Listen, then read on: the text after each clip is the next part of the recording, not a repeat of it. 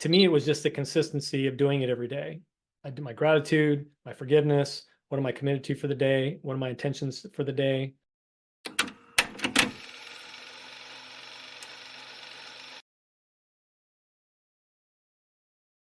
When I first kind of started this forgiveness practice, yeah, I did there's a I think we did it at some type of a retreat.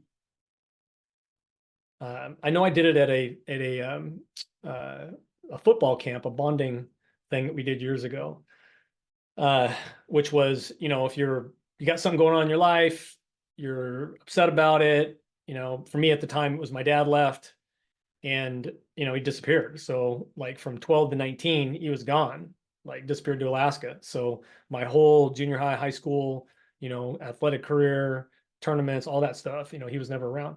And so um, we went through this exercise of, it was through a leadership class that I put together, this football camp. And basically, bottom line is that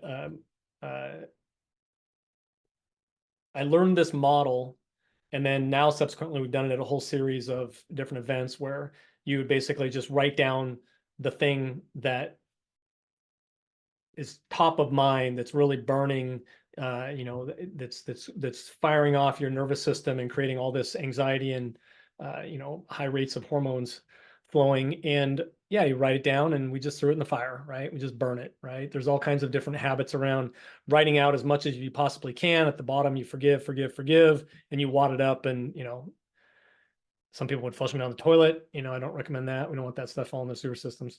Uh, but I definitely like the idea of a campfire and having, whether you do it on your own or you got to do it with a group of people, writing ideas down and these things that you want to forgive or be forgiven for, um, and you burn them.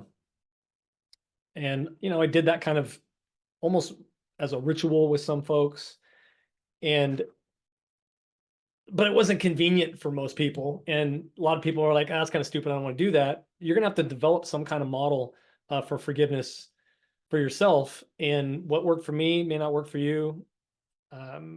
But I moved quickly from having mental models, excuse me, from the physical model of like writing things down and then burning them. Because I used to do a lot of journaling, writing, but my handwriting is so horrible.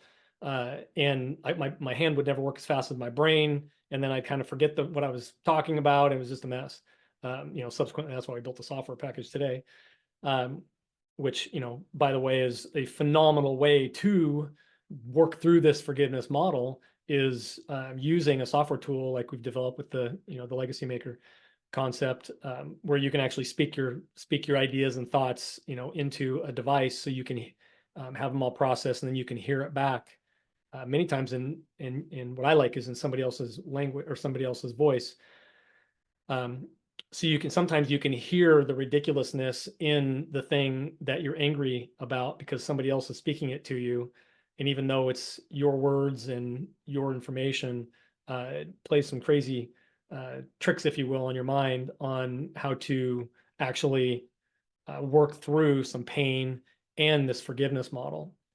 But again, the idea of a ritual or some type of forgiveness regimen, to me, it was just the consistency of doing it every day. I do my gratitude, my forgiveness. What am I committed to for the day? What are my intentions for the day? And extended, week, month, quarter, year, and get into that daily habit of just forgiveness. And what's amazing is, in the beginning, it feels like, oh my God, I just have this huge list of people to forgive, and all these things I want to forgive myself for. And the act of writing it down and forgiving yourself is amazing. And then eventually, at least like kind of where I am today, is I don't even make the list because I don't want the list. It comes up, I process it, and then I put myself in the other person's shoes, so to speak, as much as I can. I, again, try to give as much grace as I possibly can to the other person, saying what kind of condition. Don Woods talks about this amazing concept of atmospheric conditions. You got to ask yourself, what are the atmospheric conditions of that other person when that situation, that thing happened. What's going on in their life? What's going on in my life?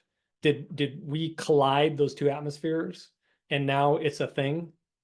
Or is it something passing that just happened? Like somebody,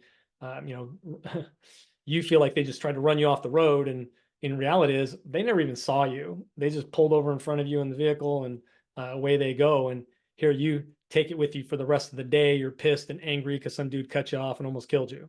It's like, or you could just say, "Wow, that person must not have saw me. Hey man, cool." Wave to him, and you just go on your day.